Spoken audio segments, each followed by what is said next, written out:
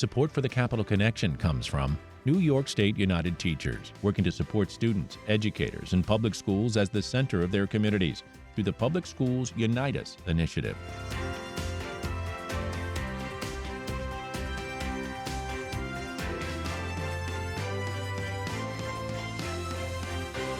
It's the Capital Connection. Hi, I'm David Gastina, back this week, and with us is Erica Smitka. She is the Executive Director of the League of Women Voters for New York State.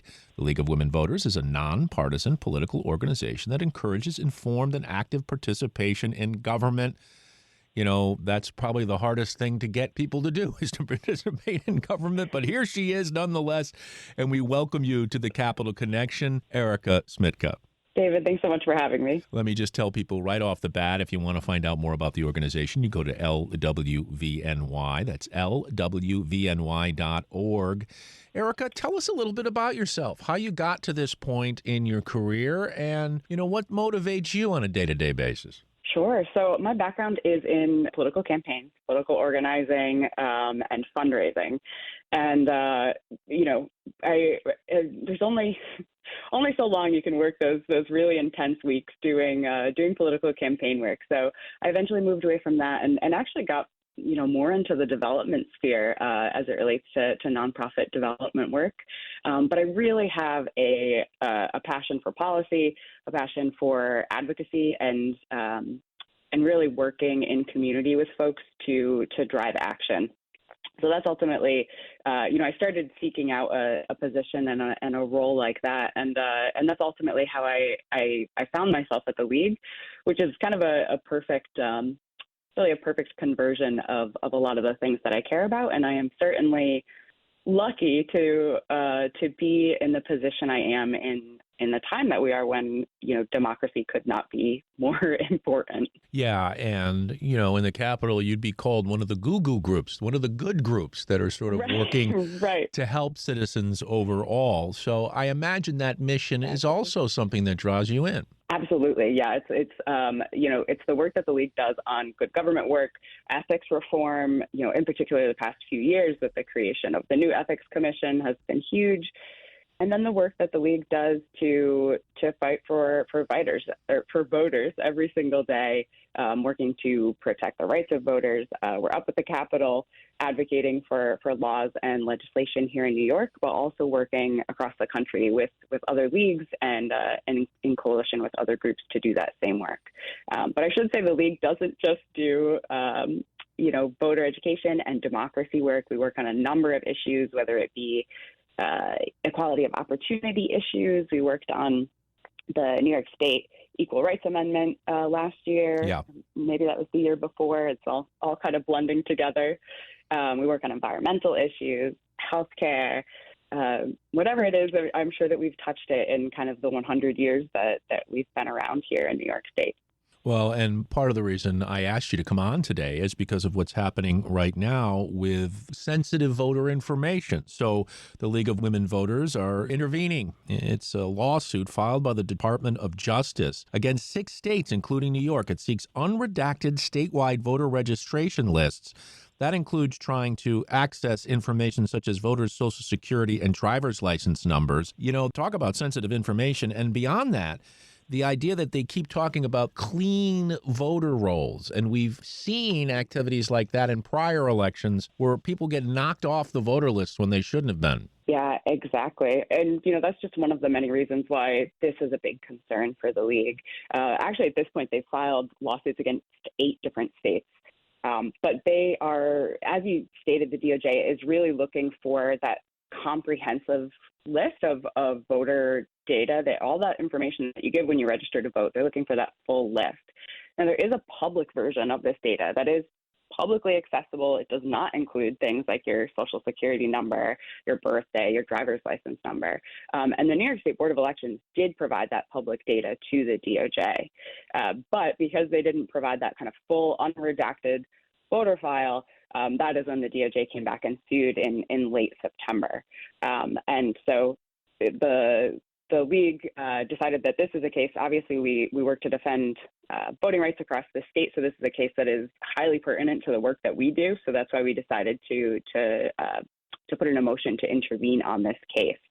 But it really is quite concerning. That's the only reason that the DOJ has provided for why they would like this information, that they want to make sure that states are adhering to the law, which dictates that it is up to the states, not the federal government, but it's up to states to ensure that they have a clean voter roll. And if you don't mind, just to explain that, I know we at the League we use terms like voter rolls and Sure. clean voter rolls all the time, but a lot of folks just aren't familiar with the jargon. So all that means is that we have a database of information for voters that is held with the New York State Board of Elections. That data is safe and secure in accordance with New York State election law, and it is up to the state to keep that roll clean. So if a voter moves, for example, if someone moves to Massachusetts, they've got to be removed from the voter rolls here in New York. If someone passes away, if someone is, just has not been voting for multiple years on end, the Board of Elections may reach out to them and see if they are still interested in being an active voter. And if not, they may then remove them from the rolls. But the last thing we want to see is someone show up to the polls on Election Day and be unable to cast their ballot. And that's something else I'd love to talk more about after we talk about this lawsuit. But, the other thing is that the information the DOJ is seeking, it's not going to give them a full enough picture to really see that states are doing their due diligence on this. It's not going to allow them to see if someone has, maybe moved to Massachusetts recently, but has yet to update their driver's license information. That information is constantly moving and changing, and we think that the DOJ, if anything, is going to have a list of unreliable data that they will then use to potentially do a number of things. But one of those things could be to try to purge voters from the rolls when there's no need for them to be purged. And Erica, can I push you a little bit to say why you think the Justice Department, DOJ, wants to do this? What's the motive behind all this? So there's a number of things and reasons why, this data may be important to the DOJ. And again, this is the only reason that they have given us and provided. And they haven't, that reasoning is not very sound and solid. So what we do know, though, is that we have seen this administration time and time again make claims about election fraud and criticizing the stability of our election process. And we also know that, countless studies have proven that election fraud just doesn't happen on a broad scale. And it certainly does not happen on a scale or at all here in New York that would in any way affect the outcome of any election. 99.99% of the time, it is an administrative error that needs to be corrected if anything has happened. So we think that they're going to use this data, this kind of incomplete and potentially inconsistent data, to further push these false claims about election fraud, to potentially use it to help or to target political opponents, to potentially force states to remove voters from the rolls based on that incomplete information. And then the last is that we know they're working in conjunction with the Department of Homeland Security. So they may use this information for immigration enforcement. Now, you said, Erica Smitka, Executive Director of the League of Women Voters of New York State, you said that you filed a motion to intervene. What does that mean, and what kind of enforcement does it have, if any? Sure. So we filed a motion to intervene on behalf of the defendants, which is the New York State Board of Elections. And we are essentially stating that the League has a stake in this case, that the outcome of this case will clearly have an impact on the work that we do. And we are also stating that we have a voice and an opinion that is not currently represented by the parties on hand. So as folks may or may not know, our New York State Board of Elections is they work in a bipartisan way, really from the bottom to the top. So there is a Republican commissioner and Democratic commissioners, and so they really operate in this bipartisan way, and they are also doing so in response to this lawsuit. And the League, as you said at the top, we are a nonpartisan organization. So we are really coming in representing that nonpartisan voice, the voice of voters across the state. And, saying that we do, we go out into the community, and in 2024 alone, I think we registered over 14,000 voters here in New York. And we're constantly talking with folks about what the process of voting looks like. And the fact that, yes, when you do put your information down on this voter registration form, it's held at your county board of elections and then goes to the state board of elections. So we are constantly talking with voters. And if the DOJ were to amass this information, we know that it's going to instill doubt and concern in some voters, and most likely lead to fewer people registering to vote and potentially fewer people showing up at the polls. She is Erica Smitka, Executive Director of the League of Women Voters of New York State. You can find out more at lwvny.org. I'm David Gustina. You're listening to the Capital Connection. And Erica, let's see if I can push you even more now. Sure. When you look at, because you're nonpartisan, but when you look at this issue of the different parties and how they approach voting and voting rules, who would you give better grades to?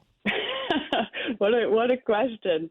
All right. Well, so with my league hat on, in this role, I would say that it's hard to say. I think that we see both parties in certain instances, and the league has consistently worked with both of the two major parties on various issues, whether it be redistricting or whether it be any number of different issues. So I would say in different ways, they both have their space and their roles. I don't know if I could pick sides necessarily, but but I will say that ultimately we are looking and acting on behalf of the voter. We are acting on the everyday New Yorker, and that's how we're looking at looking at how these parties act. Is through that lens. Is this going to be beneficial for the everyday voter? So, I'd say in some instances we see one party excel, and then in another instance we may see another, whether it's government ethics or, what have you. So that's a hard question, though. You are so diplomatic about it, though. I appreciate that. But, when it comes to, because you mentioned it, redistricting, I say a pox on both their houses. I mean, redistricting is the most undemocratic process to begin with.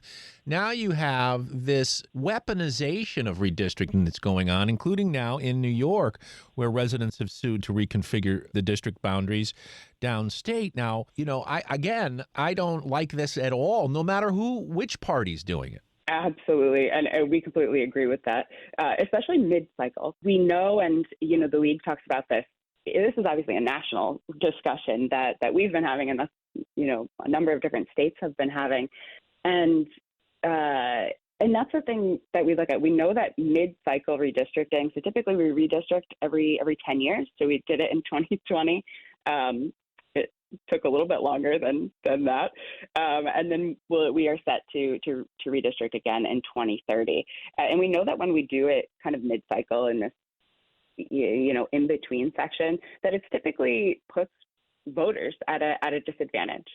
We'll sometimes see it be done, and that's what we're seeing now, is it's being done for political gain, for folks who are looking to amplify one party's voice over another, and it's really a race to the bottom. What we're not going to see maps that represent communities together, and we're not going to see maps that are clean, for lack of a better word. And unfortunately, what we typically see in mid-cycle redistricting is that it primarily affects communities of color negatively, and splits those communities up and kind of takes away some of that power of the voice there. So we are not excited to see mid-cycle redistricting here in New York. And if we do see it, we hope that it's done in a way that centers the voice of the voter. Yeah, it's really, really a tough one there, because, the parties are trying to sew up their own majorities. And, again, that's as far from democracy as you can get. And then, Absolutely. When lawmakers are dealing with their own power, you can then shift that to ethics reform, another issue that you brought up, and the idea that why would the legislature pass ethics reform that will catch themselves? We had the theft of honest services law that the feds overturned. And, I would bet that a lot of New York State legislators would have fallen victim to the theft of honest services law.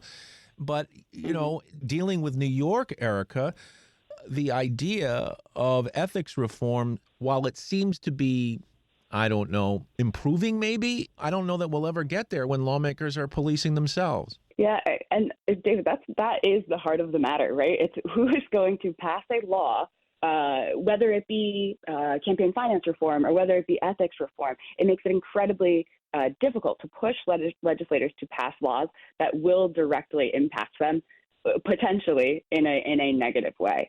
And that's exactly what we've seen here in New York. The league worked incredibly hard to advocate. We saw JCOPE was our old ethics administration, and now we have Right. a new one called COLEG is the acronym. And we had to work incredibly hard on that shift. And I will say that, the way that it shook out is still not an ideal organization or commission as we would like to see it, but we are progressing, and it is working much better than I think we even had anticipated. And so, we are as you mentioned earlier, in coalition with a number of different groups, another number of different good government groups, and we are all working consistently together on issues like this, and really kind of observing our whether it be the ethics administration or our government, to ensure that they are adhering to the laws here in New York State, and that they are doing their due diligence. And what that comes back to is that they are representing the voters in the way that they have promised to do so. Erica, it dawns on me, and I'm not sure, so forgive me where you guys are on this, but, one of the reasons why lawmakers may be influenceable, if that's a word, is because persuadable, is because they're only part time. They have law firms and businesses and other stuff on the outside. And, that's often a feather in their cap. So should we just have full-time legislators who only focus on their districts and lawmaking? Yes, that's a great question. And it's not one that we've fully investigated as an organization. What does that look like? There are certainly states that have folks who are even more part-time than they are here in New York. I think, there's some states where their legislative session just runs for a month, and that's it. Texas is once every other year. So what would that look like? And I'm not really sure exactly what that would look like here in New York. I can say that I agree with you, and that we agree with you as it relates to kind of these outside, the potential for these outside jobs or positions, or the work that legislators do outside of session to have an impact on the work they do. And that is definitely a concern, and something that we are constantly keeping an eye on. Is we want to make sure that folks are operating in an ethical way at all times. But to the credit of our legislators, I will say they may not be on the clock necessarily in terms of being up in Albany, but we pester them year round, work with them Good. throughout the summer on various pieces of legislation, and prepping for the next session. You're hearing Erica Smitka. She's the executive director of the League of Women Voters of New York State. Find out more at lwvny.org. I'm David Gistina. You're listening to the Capital Connection. Now, obviously, the big news is next week's elections. We have this huge, nationally focused now, people, on the New York City election. Obviously, Zohran Mamdani, Andrew Cuomo, Curtis Sliwa, and all these polls are coming out now saying it's tightening. But what I'm interested in is the fact that they have ranked choice voting in New York, and whether you guys would like to see that applied to the rest of the state. Sure. Yes. So just to be explicitly clear with Yes. folks, there's ranked choice voting in New York City for Primary. specific races, exactly, for those primary races. Right. So we did the way that the league operates is we are truly a grassroots organization. So every decision that we make and every policy we decide to work on and advocate for comes from a bottom up. It comes from all of our members on the ground agreeing to the same thing through a long, extensive study process. So we actually just wrapped up a study process on ranked choice voting. Our members voted to to allow the league to advocate and approve, and we would like to officially see ranked choice voting in operation. Locally, obviously, would be fantastic, but on the statewide level would be even better. Let's talk about early voting for a second. This week, I was having a discussion with a Republican who's on the Albany County Legislature. And while this person agreed that everyone should have every opportunity to vote, suggested that in Albany County it was a waste of money because they had to pay for these extra hours and poll workers to come, and you weren't seeing an increase in the number of voters. That is not I've heard that before, is what I'll say. And I want to remind folks that the push for early voting here in New York, which just started in, I think, 2019 was our first year. So that makes it relatively new for us. The initial push and drive to get early voting here in New York was not necessarily about voter turnout. It was about ensuring that it's about accessibility. It's about ensuring that every single voter, no matter their situation, can cast their ballot in a way that makes sense for them. So prior to this, if you think about it, at the time, we just had election day voting and absentee ballot voting, for which you had to provide a reasonable excuse. And so that meant that if you were a voter who had, say you are a single mom working a 9-to-5 job at a minimum, you have a number of children who need childcare right after work, and you have most likely a number of different things on your plate. It's going to be almost impossible for you to make it to the polls on election day. And that's exactly what early voting does. It gives people those 9 days before election day to go in and to cast their ballot in a time and a place that makes sense for them. Our democracy, as I say, our democracy is not our democracy unless each and every voice is heard. And that's exactly what early voting does. It allows for folks to have their voice be heard. So, we hope that as folks continue to get more used to early voting and taking advantage of that opportunity, we do ultimately hope to see voter turnout increase. New York has an abysmally low voter turnout rate. In the last election, we ranked 47th out of 50 states when it came to voter turnout. So we would love to see that voter turnout increase. And one of the ways the league is going to be working on doing that is by advocating for same-day voter registration in this next legislative session. Talking with Erica Smitka, Executive Director of the League of Women Voters of New York State.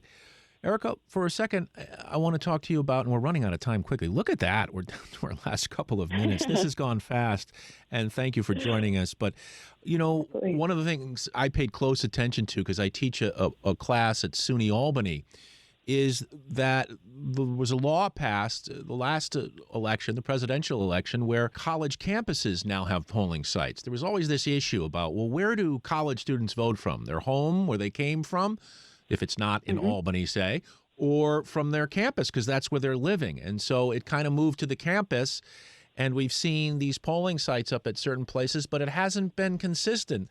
And, I don't know how many colleges are following through with it or how it's going, but are you guys keeping track of any of that? And, to see whether or not because many of my students said, yeah, if it's on campus, I'll go vote. Mm-hmm. Yeah, I'm so glad that you brought this up. This is a perfect example of a great law that was passed that the league advocated for and supported, but a good example of when the implementation is just not quite operating as it should. So the league has absolutely been tracking this, and we've again been working in coalition with other organizations to see which campuses have to have polling sites, because you have to have a certain number of registered voters on campus in order to need a poll site on campus. And then which schools are following through with that, and which county boards of elections are ensuring they're doing their due diligence to see which schools need a poll site, and then ensuring that happens. And just as you said, we really haven't seen that happen. Actually, the league was involved in a lawsuit a few years ago, our Mid-Hudson League, down at Bard College. College should have. Yeah. That was big news at the time. They wouldn't let the kids vote. Absolutely. Yeah. And so we advocated to ensure that they had that poll site on campus, and ultimately they did get that poll site just in the nick of time. But what we see consistently for younger voters is it's not that we see a lack of wanting to be involved or engaged. If anything, we're seeing that increasing in the younger population. But what we're not seeing is, and the number one reason why young voters and students don't get out to vote is really that lack of education or just not having access to the correct information. So they may not know, is there going to be a poll site on my campus, or do I need to apply for an absentee ballot so I vote back home? Yes, that issue has come up specifically in my classes. They weren't aware. Erica, I'm so sorry. We are out of time. She is Erica Smitka, Executive Director of the League of Women Voters of New York State. Find out more at lwvny.org. Erica, promise me you'll come back again and talk more. Happy to. Thanks so much for having me, David. Thank you.